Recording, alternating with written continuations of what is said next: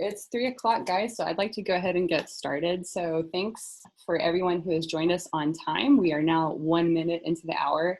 You popped in on us chatting shop about Zoom and business and virtual backgrounds. So if you have any virtual backgrounds that have piqued your interest, feel free to share them with us in the chat. My name is Jenna Ochoa. I handle partner marketing here at Justuno, and I will be your webinar host today. I'm a little rusty, so please forgive me if I miss a slide or say a lot of ums. But yeah, I think while we wait for people to join in, I would be curious to know where all of you guys are joining from today. So if you feel comfortable letting us know in the chat what city, what state. If you're out of country, I always love it when people are joining from outside the US. So drop us a note from where you're joining from. Oh, cool. Hillary from Los Angeles. Hey, Hillary. Thanks for joining today. Robbie's on your time zone, so that's good. I'm joining from Texas. So I am here with the majority of the Justuno team, who is also in Austin. So yeah, thanks for joining, guys. St. Paul, Minnesota, the great North Star State. Hi, Troy. Thanks for joining. Great. So thanks, guys.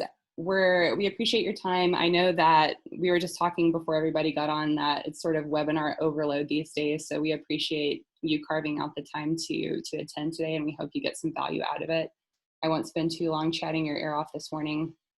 While we're getting started, I'm going to go ahead and launch a poll that we just wanted to put together to see kind of where you guys are right now in terms of mindset when it comes to SMS and email marketing. And then while I let that poll run, I'll go ahead and let our speakers do some intros. So today we're joined by two of our great partners, Hawke Media and Klaviyo. And I'm so excited to have Sherry with us. She's been a partner for a very long time. So Sherry, I'll go ahead and let you kick off the intros.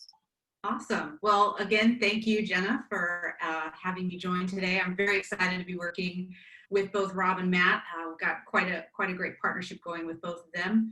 My name is Sherry Silva. I head up I'm the VP of Lifecycle Marketing at Hawke Media, so I head up the team there.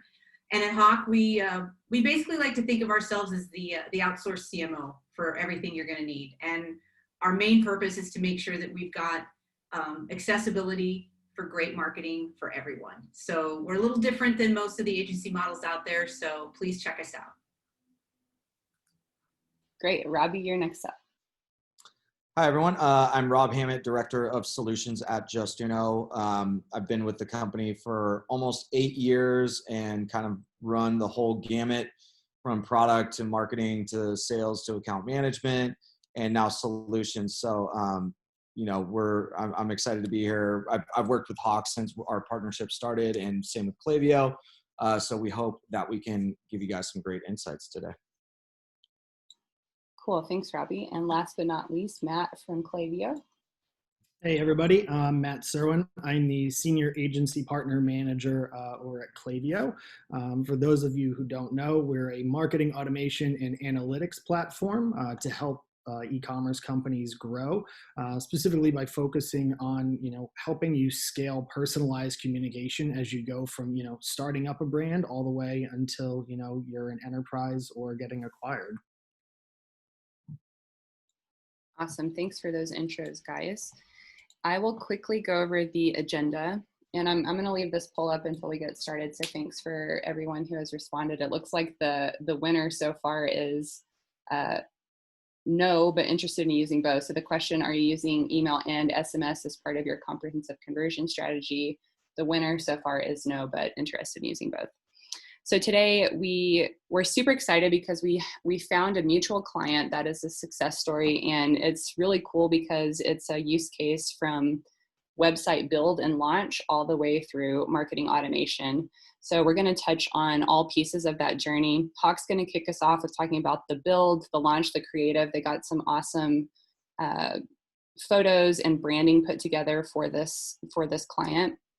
Going to talk about ongoing marketing strategy. So Justuno tries to support Hawke in as many channels and facets as possible along that journey, and we're going to teach you how we work together today. And then lastly, it's kind of the same bit with Klaviyo. I know that they have been an agency or a partner of Hawke as well for a long time. So learning how they work together with Hawke to support their clients' growth. So before we get started, Sherry, I'll kick it over to you. Just a couple of logistics things. If you do have questions today, I would ask that you please drop that in the chat or the Q&A feature. We may answer them just via text, or if it's pertinent to call out live, then I will do that.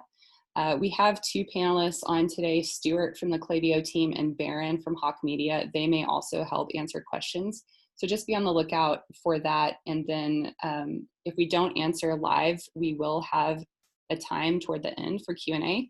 So we might just save it for then, but please ask all your questions and we'll get them answered. If we can't, we'll point you to the best person. All right, I'm done now. So Sherry, I'll let you kick it off. Great. Well, thank you very much, everybody. Let's talk about Anser. Why don't we go to the next slide and kind of dive into what we did to help Anser. So at Hawke, we understand that launching a brand, it's a big responsibility. It's not, anything small potatoes, right? It's everybody's first impression, which ends up becoming crucial to the company's success right out of the gate. So especially with, how things are running right now with COVID and online, digital marketing online, definitely taking a precedence over everything. It's usually how people first meet you. So with Anser, we had a connection with the founder who battled endometriosis, a disorder she beat by basically changing her lifestyle, by her eating habits, her exercise, everything like that. And we saw that passion and we really connected with that passion. So we really made it our mission to make sure that we were translating everything that Anser's brand is about to the site, so that when you come to visit the site, maybe not knowing a thing about it, you could get a really good impression of who Anser is and what they're about. So you want to go to the next slide? There we go. So first of all, when it comes to the website, you got to have the right photos and videos, because you can't underestimate the value of a holistic brand. Everything from soup to nuts has to be able to translate from a photo, a color, a lifestyle shot. So we wanted to make sure that we had created scenes to look and feel natural, that our social, our press, and our digital was all tied together with a unique brand. And that also it tied in. Instagram, we can't forget about Instagram. We can't forget about our social channels and our content channels that, kind of intertwine all of that together, so that we present ideas in an impactful way that really establishes the brand recognition as a whole altogether. So for the website, once we had those photo video shots that we felt really good about, that the brand felt great about, then it was putting the pieces of the puzzle together, right? Making sure that the branding was there, that the site was responsive, that it was mobile friendly, and that the shopping experience as a whole was very easy and to navigate through. Because I know I've been on sites in the past, I'm sure you have as well, where that can be a deterrent if you go to put things in your cart, it doesn't work right, or items that you click on are sold out and you don't find out until you go to pay. Like things like that really do inhibit the overall experience. So making sure that all four of these things were tied up nicely was very important to us, and it was very important to Anser as well.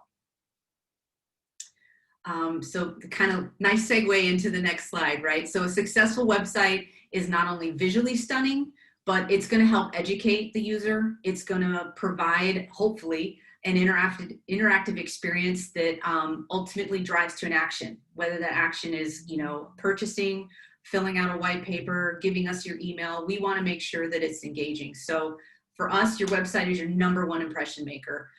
So the functionality, it's how lasting it is, how captivating it is, the overall purpose of what the site looks like has to be looked at in not only a visual way, but on the back end in a granular way as well, making sure that everything is functioning correctly, that the site loads on time, that the pages are responsive. All these things wrapped up together can really make or break what's happening with your user as they go through. So that's a lot of testing. That's a lot of, kind of back and forth with maybe trying different looks and feels, of the site altogether, to give that overall brand messaging, and making sure it ties up succinctly with what your brand is. So for us, we designed on the tip of being extremely mindful of who this brand is, what the brand messaging is about, and giving that excellent user experience. And we were really able to partner with Anser, working with Justuno, working with Klaviyo to give that experience overall. So the end result was quite impressive. If you haven't checked out the website yet, of course, shameless plug, definitely check it out. I think you'll be very surprised at how we were able to translate the overall brand and visual feel right there on the site. With the snapshot function. So Anser's brand is something that's approachable, it's chic, it's aspirational. So we wanted to make sure that we had that strong emphasis on that, as well as family, as well as well-being.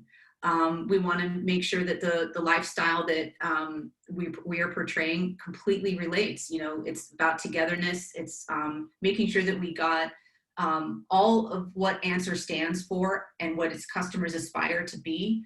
We wanted all of that to be captured on the site, and I think we achieved that. And Anser was very pleased with the end result. And a lot of that credit goes to, of course, the Hawke team, but also partnering with Justuno in getting, you know, all of the lead generation going, and then, of course, with Klaviyo, getting the awesome email strategy going as well. Great, thanks, Sherry. I think that is a really put together sort of snapshot of the whole process too. Hate to use the same term as you did. I know, there's really no other word. Yeah, but so as Sherry mentioned, she uses both of our tools, and Hawke, I know when they do launch a website, obviously want to have a full picture in mind for the client from launch into nurture. And so usually a lot of our agency partners launch their websites with Justuno, and we're known, our bread and butter is lead capture. And as a product, we've since evolved from being just a lead capture solution. So I would like to let my teammate Robbie talk about capturing the data and what we can do with it. And Robbie, I kind of butchered that, but maybe you can elaborate a little bit on how we've evolved. Yeah. And thanks, Sherry. I mean, there's a lot of great nuggets in what she said that kind of tie into, it's really the holistic approach, and just saw a need where we thought to ourselves, like, we can't just be a tool. There is this need for the holistic experience throughout the customer journey. We tailor them. We need to tie into things like Klaviyo. We need to make it easy for both brands and for people like Sherry's team to do things, right? And so we have grown into a full CRO platform that basically, if Klaviyo is handling that owned data, we are helping augment that data that is going to Klaviyo, and then in form of retargeting it when it gets back to the site. So we're providing this strategic and tailored messaging throughout the customer journey on the website. So that kind of is a bit succinct. So what Anser did here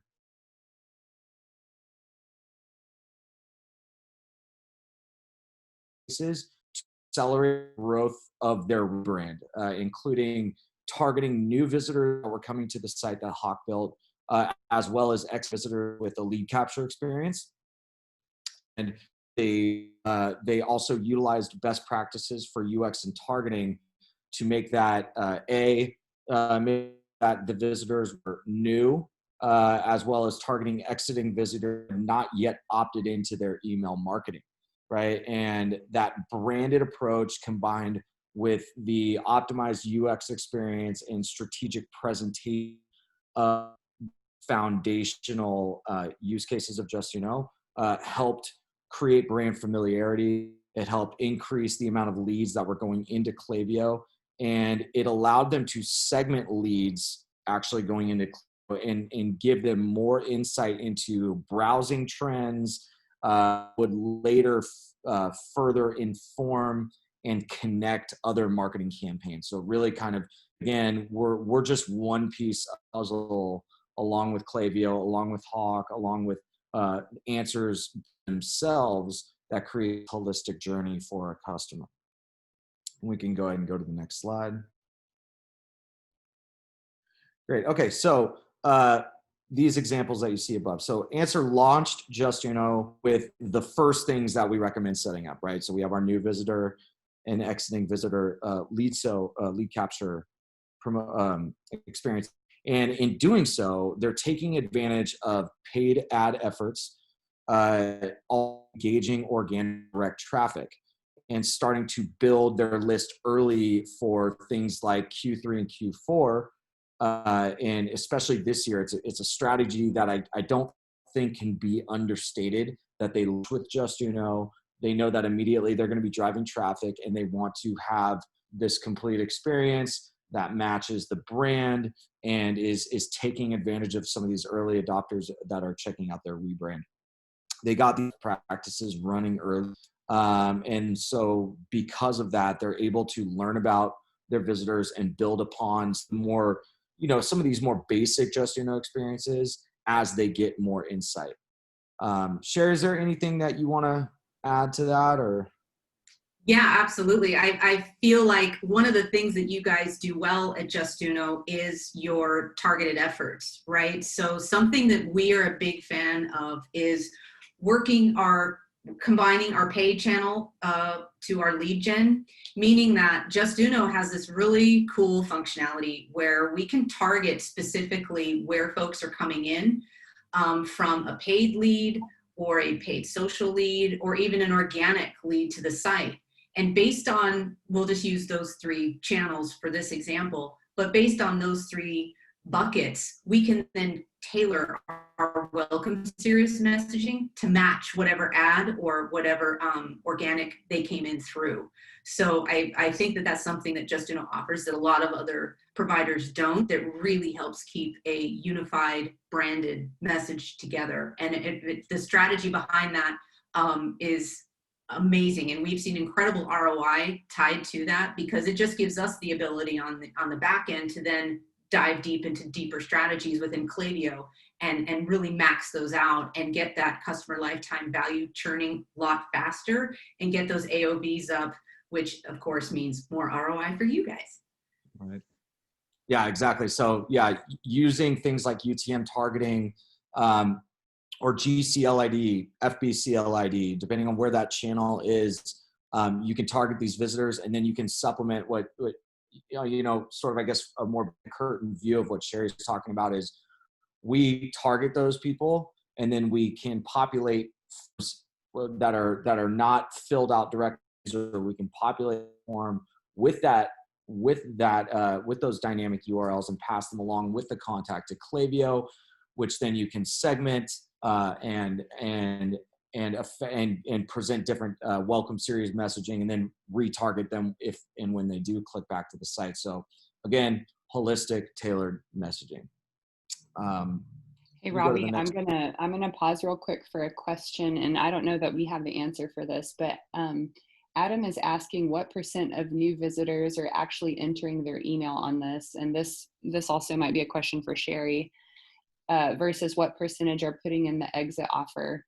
Are you finding that asking versus not asking for email impacts conversion? And maybe that's something we can talk about benchmarks instead. I'm not sure if we have the data on Anser at this moment. I'll defer to Sherry to start out. I can provide benchmark data, but I don't know if Sherry wants to. Yeah, I don't have that immediate data on hand, but I do know overall we get a higher percentage on the new visitor than we do on the exit offer of entering the email. And then redemption wise, it's usually higher on the new visitor as well. But the purpose of the exit is almost like that additional to get them to get the customer before they leave the fold. So they both work very, very well, but obviously new visitor does outperform the exit offer generally. Yeah, I would totally agree from a strategic point of view. The person entering the site has slightly more intent than exiting the site, right? And so I would say you're gonna 9 times out of 10 you'll see a higher percentage of people engaging new visitor true sort of experience versus exiting. However, depending on where you get into strategy at another, but the purpose and strategic purpose for this exit offer is you can adjust the depth in which the person exits the site. So whether it's exiting on the same page versus exiting 3 pages in, and those emails that you do get from someone exiting 3 pages in, those are going to have some value because that person had a higher page per session, especially if it's, you know, a paid visitor or an organic visitor. You definitely want those emails that are getting 3-4 pages in on their initial visit. Great, thanks guys. Adam, let us know if I answered your question. If not, we'll loop back to it again. So, okay, so A/B testing for optimization. So once you've kind of set up the basics, sort of these foundational experiences that we've talked about, similar to Anser, you can get into A/B testing the lead capture experiences and fine tuning them to maximize not only your opt-in rates, but also, again, the UX of your site. And in position, I'm a big proponent of UX, especially working for a company like Justuno. So you'll hear me mention that a few times. I think testing against a control group is so valuable because it allows you to directly attribute revenue to an experience. You test it against a holdout group, right? And you'll see conversions revenue coming from the whole audience, and then the difference of the conversions and revenue coming from those that engaged or opted into this leader experience versus that saw nothing and helped that. I think that provides a very distinct, clear point of revenue ROI. And because some people are seeing a Justuno experience and some are seeing nothing at all. And you can actually within Justuno adjust that proportion. So it could be a 90% of that audience see an experience because you're pretty confident that it's going to be helpful, and only 10% you just want to see you want to start against some baseline data. So I think that's really valuable. Lead types, Sherry touched, or I'm sorry, the question or the poll that you put out earlier about wanting to get SMS more involved in their lead capture strategy. I think this is really interesting because SMS very much having a moment right now. It kind of overshadowed Facebook Messenger's own moment, their kind of own flash of brilliance. But is that always the case, right? And I think that question in and of itself is a pretty important question, and also not that easy to answer from a best practice standpoint, right? You want to be able to test things like email versus SMS versus email and SMS versus email, SMS, and Facebook Messenger. You want to be able to test those against each other. And on different devices to see where, what, who, how, and when do people like to interact with a brand like Anser. Like they may find that mobile SMS opt-ins are better than email, but email is better on desktop. And that could have a lot to do with the demographics. So a brand like Hawke, I believe there are examples of times where you have opted for a SMS first approach on mobile, right, Sherry? And yeah, we've done some pretty fun testing. Like agency life is all about testing, in my opinion, and we do a lot of it at Hawke, right? So we did a couple tests where we were playing with the idea of, okay, if you give us your email, great, you can go into the welcome series, but if you give us your phone as well, and that was on the exit screen of the Justuno, that was like an extended offer to be looped into the VIP series where they would be notified for, special, and I'm doing air quotes, special promos that weren't available to everybody. So kind of like a VIP kind of a feel. And we found that when we did that test, we were actually able to not only increase our email lead gen, but we got a really good solid lead of phone numbers, and both of them had great ROI, like some of the highest return rates that we've seen for that specific client, so much so that we actually mirrored it for future promotions the following month, and it worked just as well. So definitely a fan of testing and trying new ways to get those SMS numbers. Yeah, right. If you're selling direct to consumer bedpans, right, you're probably not going to get high SMS rating or SMS opt-in, but it's worth testing those things, right? And so I think that's where the advantage comes in and what Hawke does so well. Another Another option that we see has a lot of, variable success would be testing different offer types, right? Does your audience respond better to giveaways as opposed to a discount?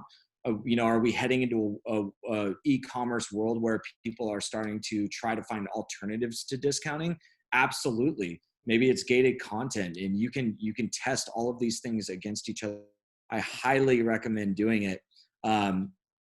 And given the climate that we're in now, where the economy is more suppressed, and so did it be more important, even though it's long-term trending downward?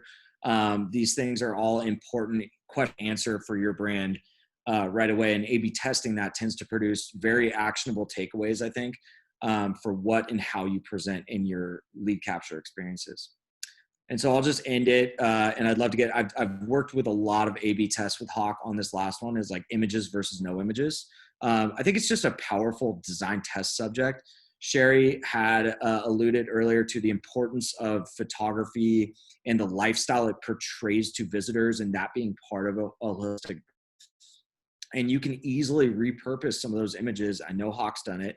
Repurpose and test those images within the lead capture experience.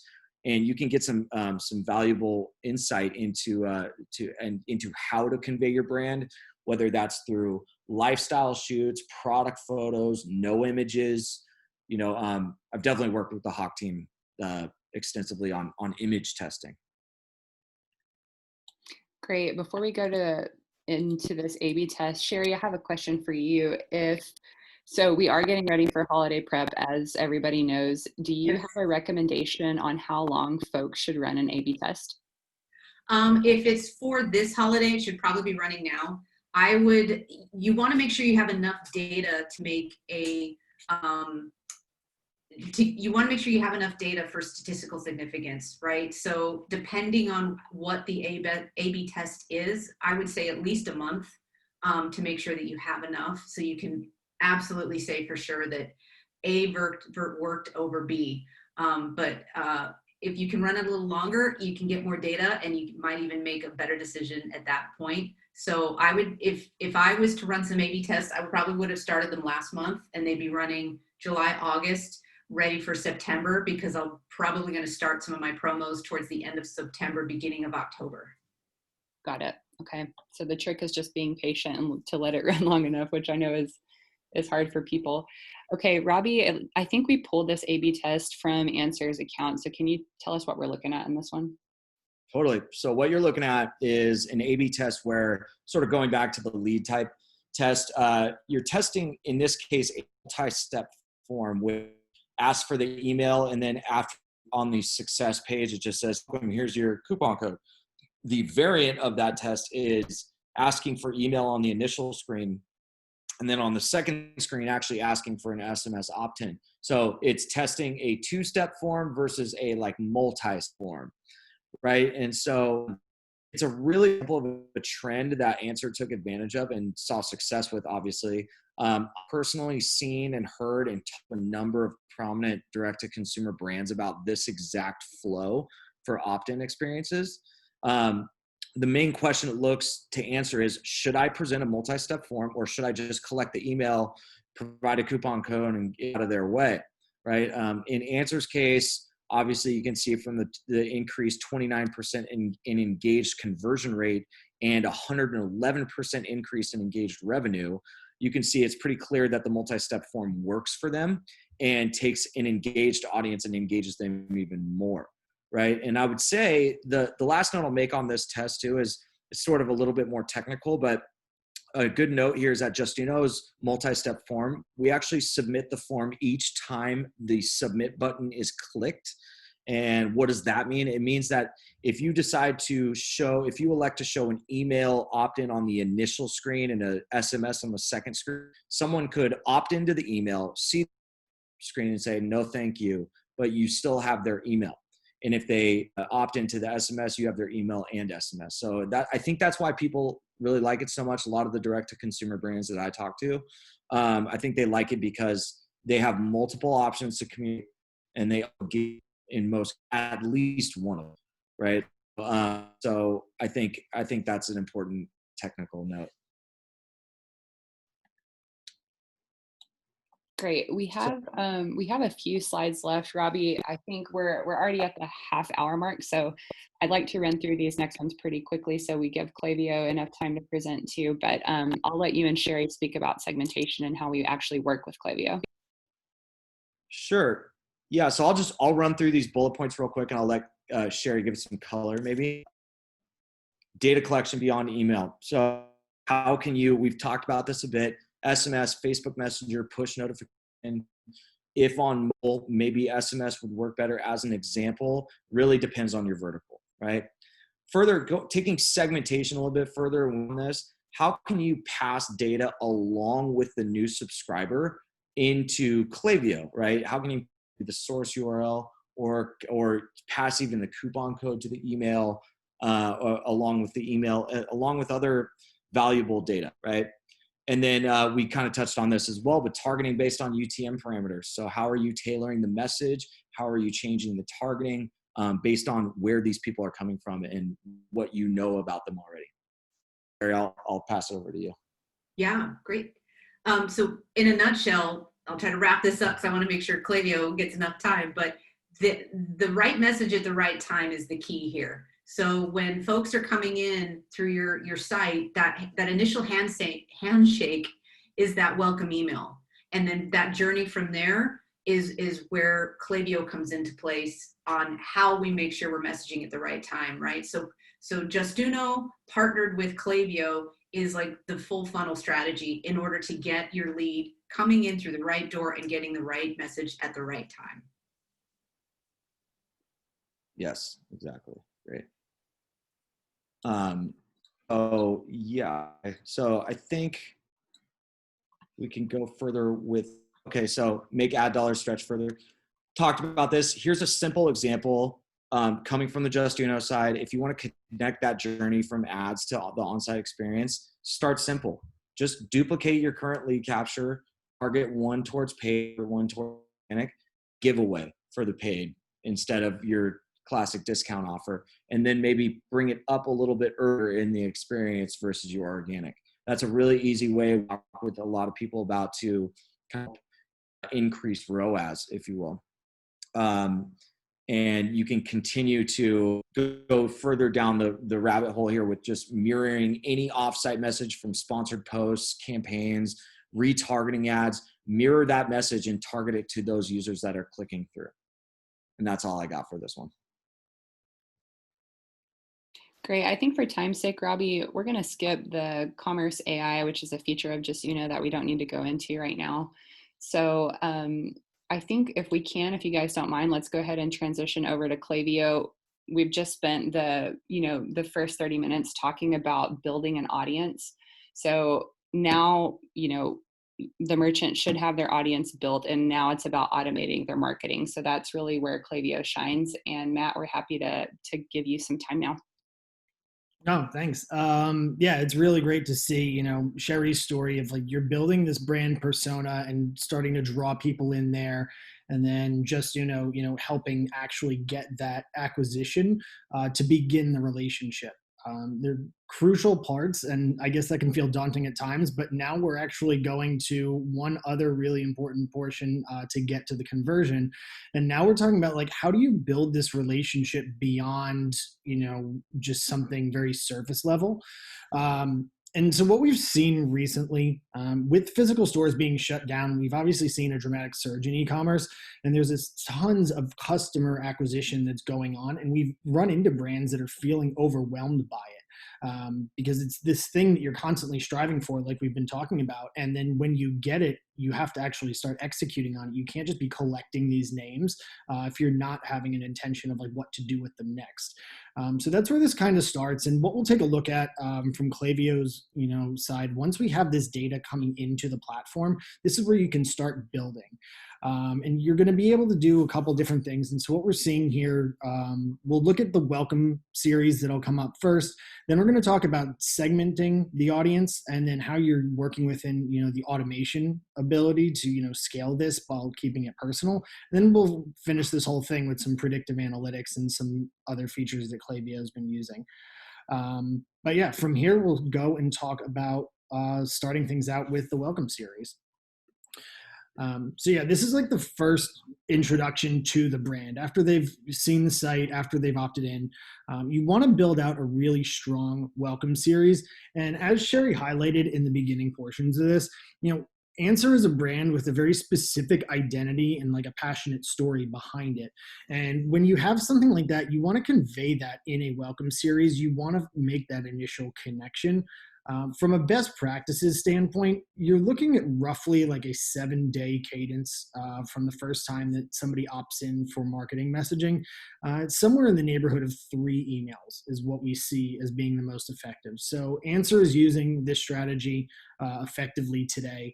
And one of the things you want to kind of look at and balance here is you don't want to have to constantly touch the welcome series. You want to put a lot of thought into it and the strategy up front. You want to create that evergreen type content so that you're not constantly having to go back and tweak this. You want to do those in the early stages through testing and tweaking it from there, but ultimately you want it to be able to stand up on its own. Now, with that being said, you want to keep an eye on it at the same time. As time goes on, checking to see that your open rates and click rates through all different portions of, whether it's 3 or 4 messages, are they still performing where they should be? And if not, like we've been talking about, and I'll continue to kind of hit on, I think we're all very passionate about testing. This is something that you'll want to do if you start to see those slip. Is there an email that you can tweak? Is there something more relevant with what your brand has done to go forward that you want to swap in there? So just having a good eye on that, but making sure that it ultimately stays true to the brand and is conveying the message that you want. I'd like to kick it over to Sherry real quick to hear, what have you found with your team to be some of the most useful elements of a welcome series and different strategies that you guys might have used in the past?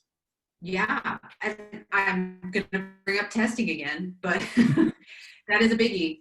Everything from cadence to where folks are clicking and where they're not clicking, more importantly. So something that we do a lot at Hawke is we'll look at the overall data of how folks are moving through the welcome series, how quickly they're converting or they're not converting.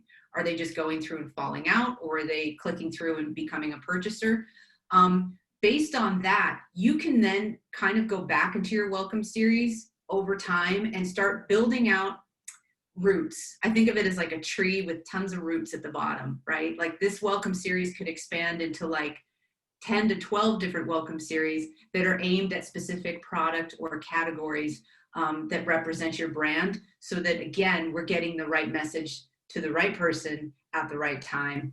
And honestly, right now, welcome series, they're the handshake. They're the as soon as you open your front door to your house and you shake your hand to that guest arriving to your party, that's what this is, right? It's that first impression that everybody's getting. So what we've done is we've really kind of taken that to heart in our overall strategy. So we're making sure that when we set these welcome series up, we're not just a set and forget kind of mentality, which happens a lot, I think, with automations because they do function quite well, right? I jokingly call automations money-making mations because they do well, but they can always do better if you're paying attention to them and you're testing them and you're pushing the strategies and taking things to the next level within your overall marketing. So that's something we try to do, and you can get a lot of information from your welcome series to do that. Yeah, that's awesome. I mean, that's exactly the way that we want people envisioning using the tool. I mean, it should be able to replicate, especially for brands that had a brick and mortar presence that no longer have that ability. Being able to do that and go forward. You want that type of experience. So I think that's awesome. And to build off of your analogy of kind of the branches and where things go, I mean, that's kind of what leads into my next slide.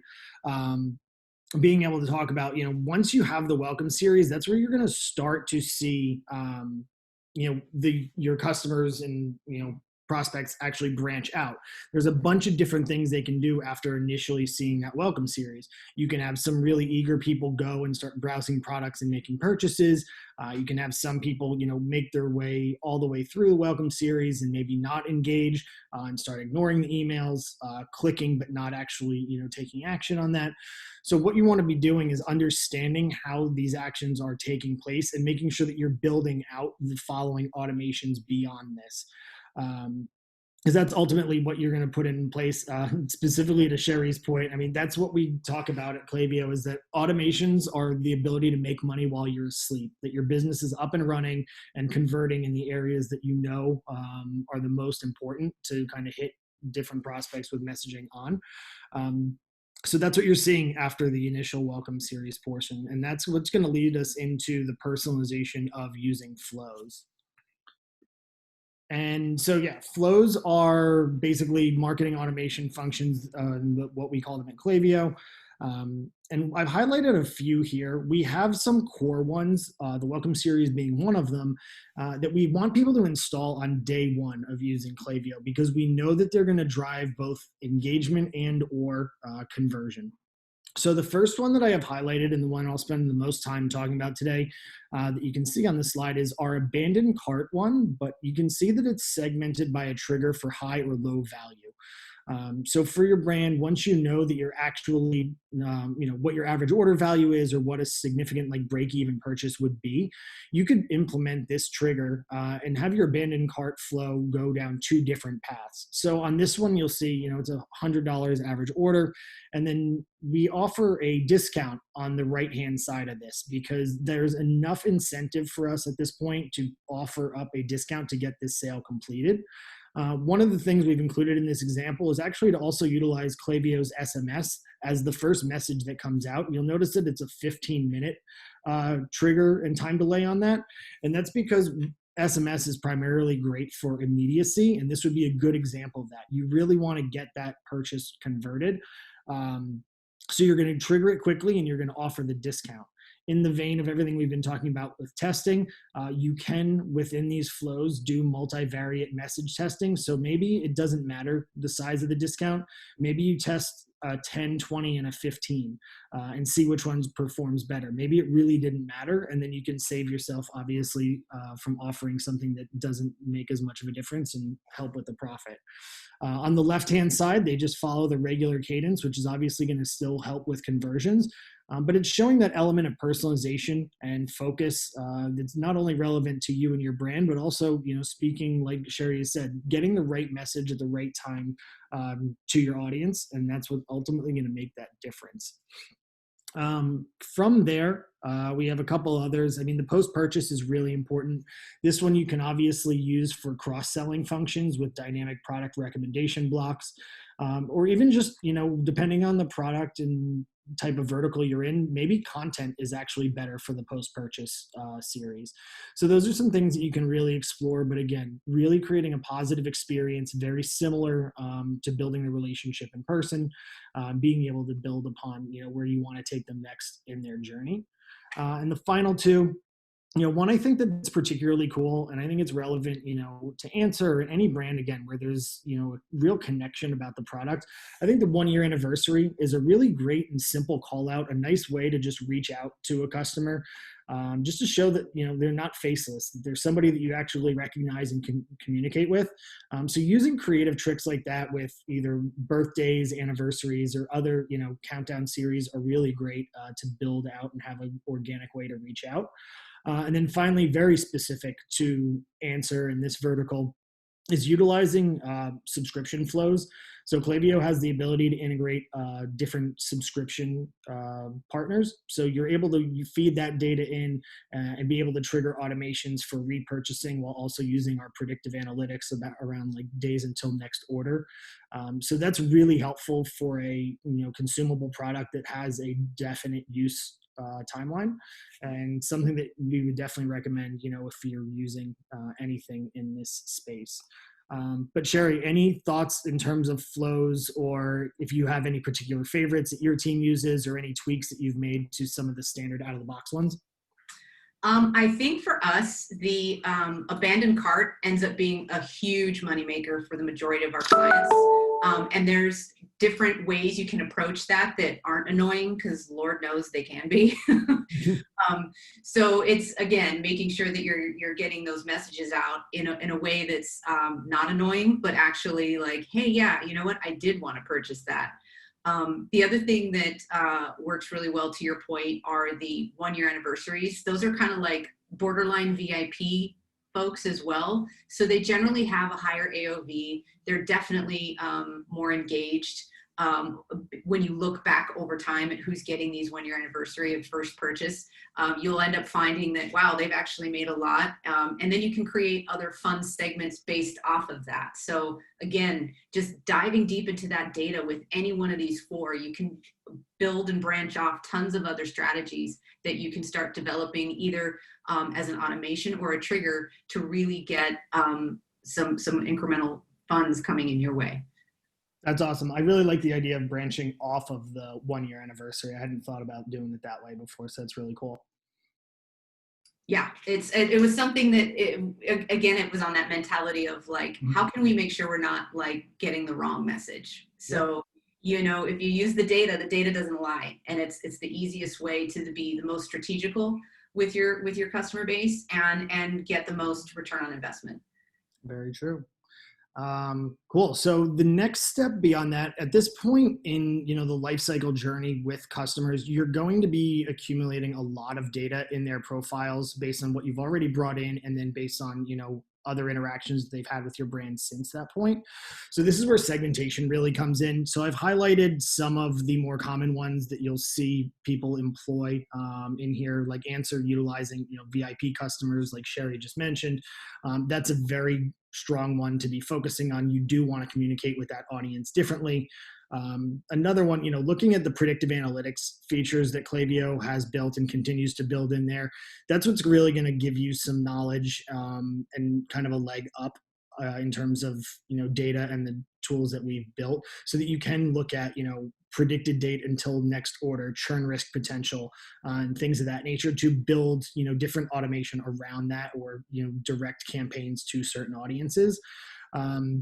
And I think also looking at, you know, preferred product types is another great way to kind of look at this. We've seen some brands, you know, not everybody is shopping for themselves. So being able to understand if people are checking out and purchasing things as gifts or for significant others, those are really strong ways to get a better understanding of your customer, and then be able to, you know, communicate with them differently and make sure that it's relevant.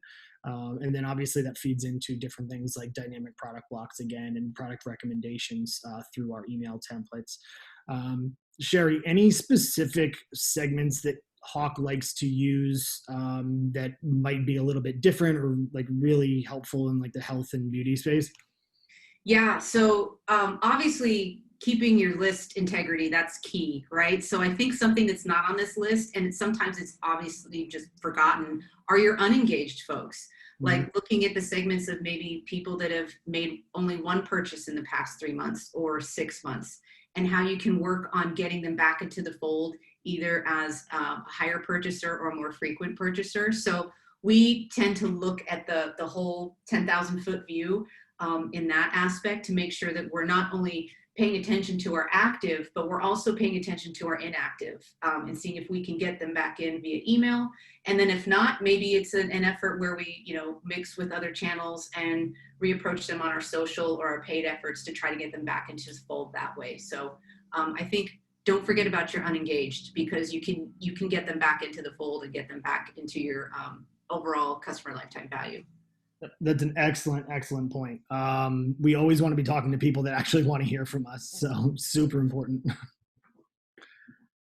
Awesome. So one final slide from us. And so I wanted to include this. This is something after you have, you know, the core areas solidified, like we've talked about and gone through today, you know, then you can have the tools and the ability to build upon that. So I wanted to highlight the hard work that our data science team is doing and focus on one of their newest and really most intriguing features to me, is the Smart Send Time feature. And so what's different about this, and I'm sure everybody's very familiar, you know, with these types of tools, claiming that they can say they know when something should be go out, whether that's, you know, a tweet, an Instagram post, an email. What our team has done internally is, you know, use an actual scientific method to test this, and use a modeling engine to go ahead and actually figure out when the right time to send to the customer list is. And this is a constantly learning model. After you go through the exploratory sends, we're going to continue to learn based on the open rates and behaviors of your customers. And where this differentiates itself from what has traditionally been out there is that most other tools utilize recency bias. So let's say you randomly open up an email at 3 a.m. Most other tools are then going to retarget and think that you just always open your emails at 3 a.m. And that's not going to be effective. That's where what we've developed is actually being able to focus on learning the behavior over time and being able to predict what's going to be the most effective time to send, and also looking at like the recipient's local time zone. Being able to coordinate that. And there were some really shocking things as we went through the beta on this, times that a lot of brands just adamantly pushed back against and said wouldn't work, and we were able to prove out through testing. And you can see here specifically in Anser's vertical, in the health and beauty space, we're seeing a 9% lift on open rates. And then obviously you're going to see that transition into conversions down the line by being able to increase, an already high performing number through utilizing the tools. So I wanted to call this one out because I thought it's really interesting and one of the newer ones that we have out there that I wanted to draw some attention to. But this is just one of many that have been rolled out and we'll continue to invest in with our in-house data science team. But yeah, just wanted to call that out for everybody today. So that is it for me. Great. Thank you, Matt. I think timing wise, we wrapped up just almost perfectly. So we have about 8 minutes left for Q&A. I had a couple of questions that I brought in from the chat, and I'm seeing a couple of Q&A. I apologize, I didn't see those during the conversation. So let me just pull the ones that we had from chat. So first one came from Sean. And this was a little early on. I thought maybe I'd let Klaviyo answer it. If not, I'm sure Robbie can answer it too. But talking about the product overlap between Klaviyo and Justuno, it's not uncommon that ESPs have a pop-up. So Sean asks, what is the main difference between the Klaviyo pop-ups / lead capture forms and Justuno's? Why not just use Klaviyo for both? So whoever wants to take a shot at that first, either Robbie or Matt, go for it. Be my guest. Yeah, absolutely.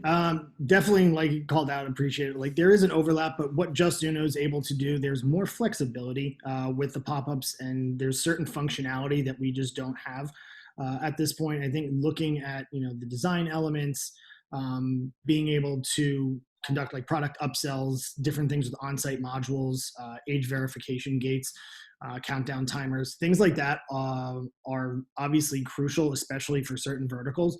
So having that ability within your tool and then being able to still obviously feed that data into Klaviyo and have everything work together really strongly through the integration, that's going to be, a key differentiation. But yeah, Robbie, anything that I missed, anything you want to add to it? I just think like I also have a small store and I use Justuno and Klaviyo. And I think the bits of using them together, any mutual exclusivity, right? Like I think we have a more dynamic on-site tool. We feed data back to Klaviyo. Klaviyo pulls in just data from GA. And so I think it's a great tool to use together. And it's, I think what we see most commonly is people stay on Klaviyo, but I'm going to move on to Justuno, experiences because I can't have that custom, or I have the need for that like bit more customizability or sophistication in the targeting or whatever it is. Great. Sean, if you're still with us, let us know if that answered your question. If not, happy to elaborate more. The second one that I saw, Sean says, thanks, you are welcome. Second one I saw come through was from Bobby, and it was a bit unclear to which team this goes, but I was assuming it was to Klaviyo. But we can also answer it from a Justuno side. But Bobby asks, what are your recommendations on what is a slipping performance rate? If it's from our side, it would depend on a couple of the variables that we look at in terms of like health or performance. So if we're looking at like open rate or click rate, once those start dropping below 20%, that's where you're going to want to at least start paying attention, especially if it's a dramatic drop off. But that's where I would start to, poke around a little bit, maybe conduct some testing if you haven't been. But those specifically in a flow, and then from a conversion standpoint, I mean, you would want to see historically what it had been doing and then cross-check against that. But the open rate and click rate specifically, anything that's dropping below 20% in that flow, you're going to want to, have some attention to and take action on. Great. Thanks, Matt. Bobby, let us know if that answers. Robbie, do you want to answer that from a Justuno standpoint? I would say that we don't want to, in terms of opt-in rate, I guess that would be like, in terms of in the context of what we're talking about today, you would be looking at opt-in rates. And if those are slipping below, I would say like you want to be as close to 5% opt-in as possible. If you're above that, awesome.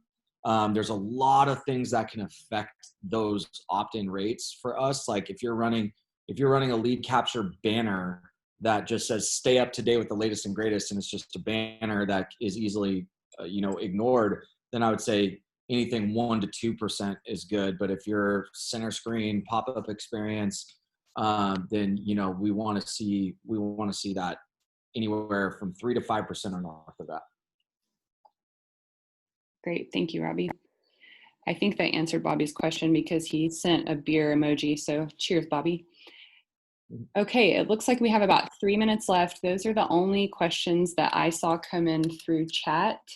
And it looks like, okay, we have another one from Troy. Troy says, what was shared earlier, abandoned cart and welcome series are great flows. We do a birthday flow with a coupon code on your birthday that is similar to the 1-year anniversary. We do a lot of win back flows for people who haven't purchased in X number of days. So that sounds good. I like the birthday idea. And I can't remember, Sherry, if you mentioned that, or maybe it was like a 1-year anniversary, but do you guys see a lot of activity from birthday emails depending, I guess, on the brand?